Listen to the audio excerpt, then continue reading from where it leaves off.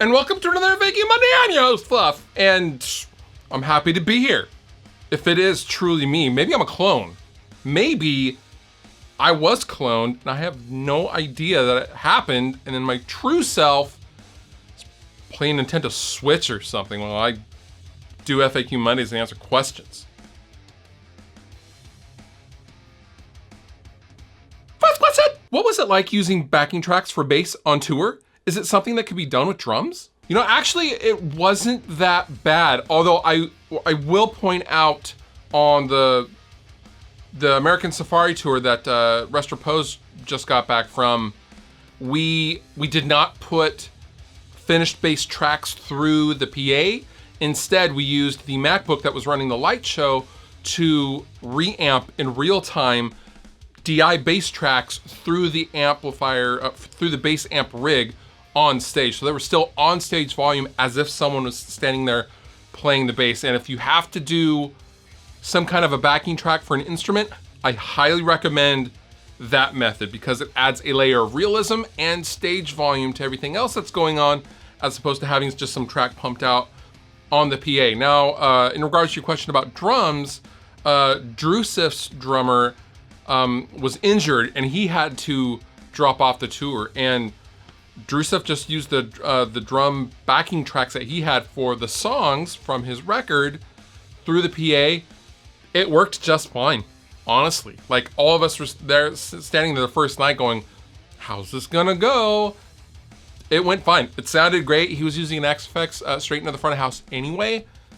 It was very cohesive sounding and it sounded good. So, you know, if you're in a bind or you have to do that because your drummer can't make it, or you don't have a drummer, don't let that stop you. Definitely don't be afraid to sit there and pump some backing tracks. My only problem with backing tracks is when people or bands add like 8 more guitar parts to their one guitar part, or they add layers and layers and layers and layers of vocals, and they're basically just doing a backup to a main sampled vocal.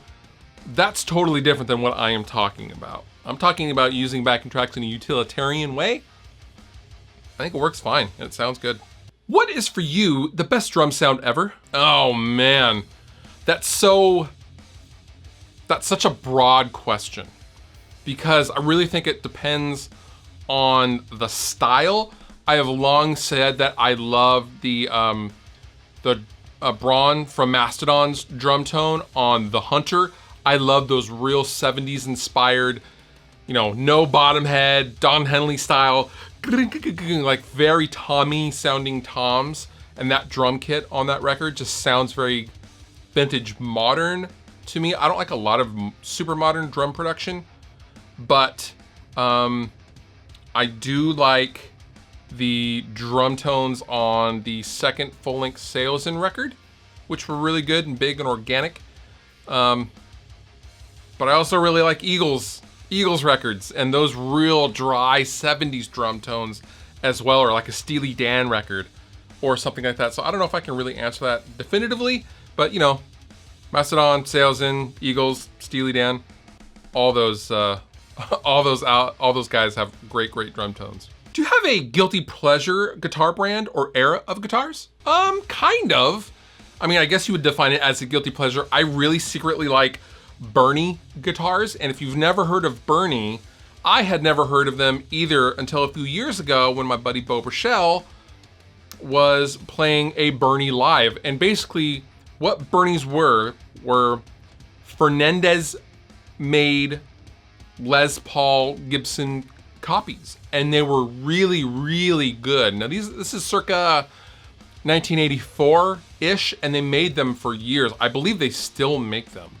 It's a Japan-only guitar, so if you find one in the States, it has been imported from Japan at some point by someone. They were never sold in the United States. But they're basically, for all intents and purposes, identical to a Gibson Les Paul. Bo had an Evertune installed on his, which is how I kind of met Bo, because I was the Evertune rep at the time. And he toured with Salesin with that Bernie guitar. And I had no idea it was even anything other than a Gibson. And I've held it. It's awesome. And I really want one, but I just haven't come across the right one yet. But yeah, Bernie guitars and like copies of Gibson Les Pauls, the Bernies, the Grecos, some of the Ibanez stuff, although I typically like cassette neck versus bolt neck.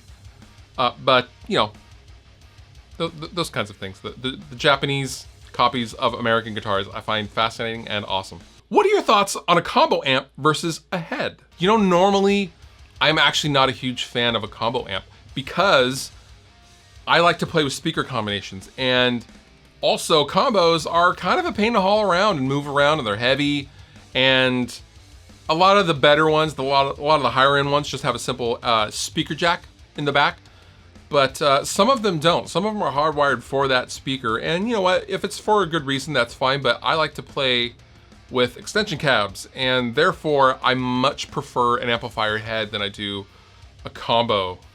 Just personally, it's just a personal preference. Do I think they sound any better or worse? No, they sound great, but I just like the form factor of an amplifier head versus a combo, personally. But, you know, your mileage may vary. And now, Fluff reads a tweet. What did the fish say when it hit concrete? Damn.